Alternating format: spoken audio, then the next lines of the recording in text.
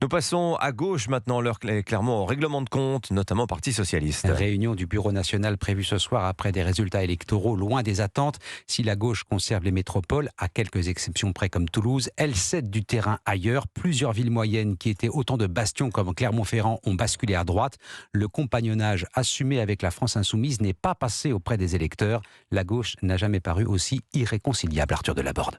À gauche, les désaccords éclatent au grand jour. Le premier secrétaire du PS, Olivier Faure, met en cause l'influence de Jean-Luc Mélenchon. Il estime que ces prises de position ont empêché la gauche de franchir un cap électoral dans plusieurs villes.